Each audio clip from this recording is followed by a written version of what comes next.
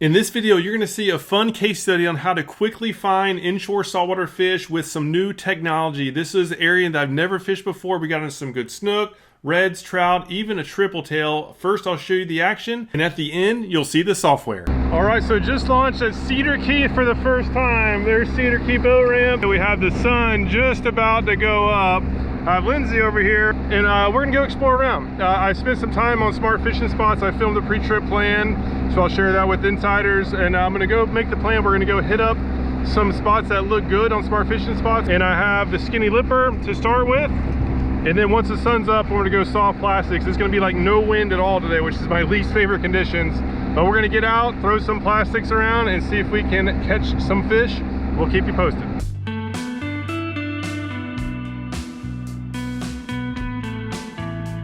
All right, so I found this zone, a lot of mullet up in here. Yeah, it's just, I saw one jump and then we stopped and there's a bunch. So I've got skinny lipper, Lindsay has the mulligan.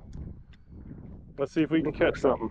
Before we go into the fish catching, let's check out the tides and weather so you can see what the conditions were this day. This is July 4th.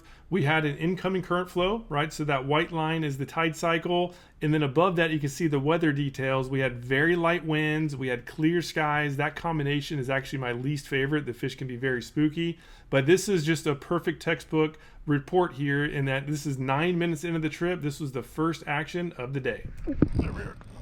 Oh, there's a nice fish. Oh man, that was a big snook. Here's a close-up of that snook. This is slow-mo. It was about 34 inches. It was a solid fish. I was not expecting this at all. And you can see the skinny lipper slinging back towards me. But what a cool way to start the day off. Dang it. Well, that was exciting. On this retrieve, I had some more excitement. This is 10 minutes after the snook that I lost. And check out the retrieve. I was working it fast. This is the skinny lipper. The sun was low. I knew this was the ideal time to get some strikes, so I was moving as fast as I could. Here is the next one. There we are. All right, so far we've actually already had a slam on. We missed a trout, jumped off a big snook, and now got the redfish. Very cool. Oh man, just hook just pulled out. At this point, the good news is that we found some fish and we found what they were feeding on. The bad news though is we just could not keep them pinned. Lindsay missed a trout and then I missed that a very nice snook and a very nice red. I was starting to have doubts that this was a busted trip, and then I got the next strike. There we are. Nice. At this point, I knew I was in trouble again. This is another big snook. It's over 30 inches, and when I rigged up, I didn't realize there were many snook in this area. I was not planning for it. I thought that it was going to be redfish and trout, so I had a 12-pound leader with a 20-pound bite tippet. So I was very worried that this snook was going to chew through the line. Oh my gosh. All right. Got him. That is awesome. All right, solid snook here. My first day ever fishing Cedar Key. Probably about 30 minutes into the trip. This is the second one we hooked. We finally landed one, but what a beautiful fish. That was awesome. All right, so I fished the rest of that zone where the most mullet were, and we didn't have any other strikes. So we're gonna go to another spot that I saw on the map that really caught my eye. I had the oyster layer on, and it looked like a bunch of oysters kind of in a little type of a cove, and then another one on a point. And at least one of those should be holding some fish. So we're gonna see if we can get there safely, and we'll pick up there. All right, well, we got species number 2. Yeah, so I switched over to the mulligan. It's sun's up, fish are not moving around as much, so we got a little subsurface. And this redfish was on a little small oyster bar. Oh, a little grass and oyster bar, so this is rigged weedless. It just skims right on top of it, and let's see if we can find some bigger ones. And so here's the cast where I caught my second redfish, and this is using the mulligan. As you can see, very different retrieve. This mulligan paddle tail is great action all by itself. Just simply reeled in and set the hook. All right, so I guess we found a spot with some micro reds. This is a small little guy, but target species nonetheless. So I was still upset about the big redfish that got away, so I really wanted to get a big one. And I kept covering as much structure as I could. There's some nice oyster bars around these reeds, and so I covered every inch of them, hoping to find a redfish. Unfortunately, didn't have any. Next stop was at this beach. It looked really nice. We had some trees down in the water, so I went and hiked around and fished from the shore for a little bit. Unfortunately, no reds there either. All right, so we're back actually to the very first spot. The water's up a lot higher. There's no wind at all, so I'm switching over to the Turd Ferguson tweaker. And we're just gonna dart this off the bottom and let's see if we can get a reaction strike. I fished my way up towards the mangroves. I wanted to get up in the shade. Now that the sun's high, the water's getting hot, the shade has high odds of success, and that's when this happened. This guy came buzzing right up. And we got real friendly people around here. I think it's about time to move this spot. Yeah, I heard there's some tripletail around, and didn't take too long to find one. So I'm gonna hit the slam shady. This is too small to keep, but they sure are fun fish. Pretty sure I saw one on this piling right here. So the tripletail retrieve, slam shady 2.0 with a 1/4 ounce jig head, swim it to the piling, then drop it and watch the line fish on. Oh, nice one, real nice one. Oh my gosh. What stinks, I don't have a net or a gaff or anything, so we're gonna have to really wear him out. Yeah, he's still got plenty of energy. Oh, nice.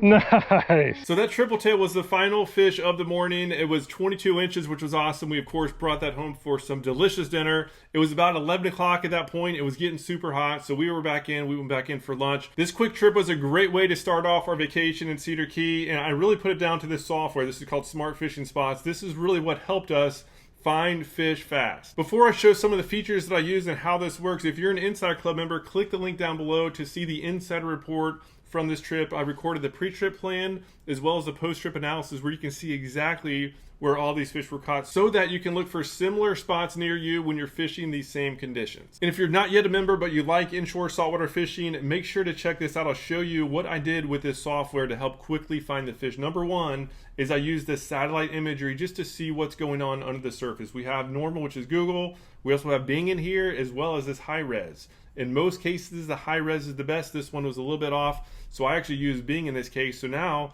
again, I can start going down and seeing how the depth looks. But not only that, really my favorite layer, and this is really what I used to find really all the spots for the snook and reds, is this oyster layer. As you can see, when I turn this oyster layer on and off, the oysters really highlight in white. I use this layer for every area that I fish. I absolutely love fishing around oysters, and since this was my first time ever in this area and I had my boat up there just for boat navigation, right, I found that this was the, we actually have boat ramps, so I found that the boat ramp, right, the boat ramp's right here, and I never had been here before, so I wanted to see where the channel was. So I just go to this marine chart, right? The marine chart shows the details. We can see where the channel markers are. So now I knew exactly where I could navigate safely, right? I know there's a lot of obstructions in the water. I did not want to spend much time out of the channels. Nothing's worth in getting stuck on a bar while on vacation with the wife. And so once I got a good idea on where I could and couldn't go easily, I then went back to the satellite map and started just digging down into the areas that looked out to have the most life. I personally enjoy doing this on my own, so I don't use the smart spots, but we do have this smart spots layer. For those who are new to inshore fishing, we have a smart spots layer that when tapped, based on the specific time and date that you program into it,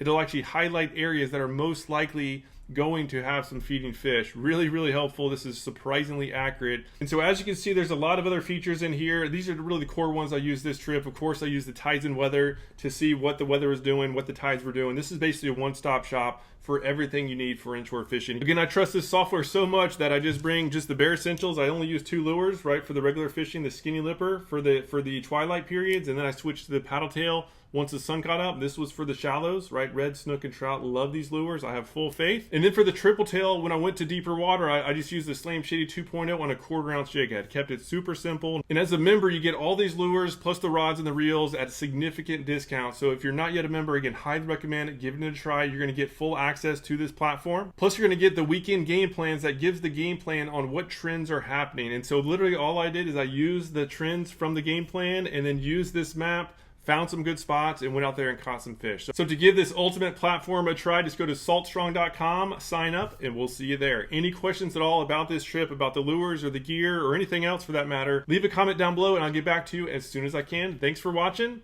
Hope to see you again soon.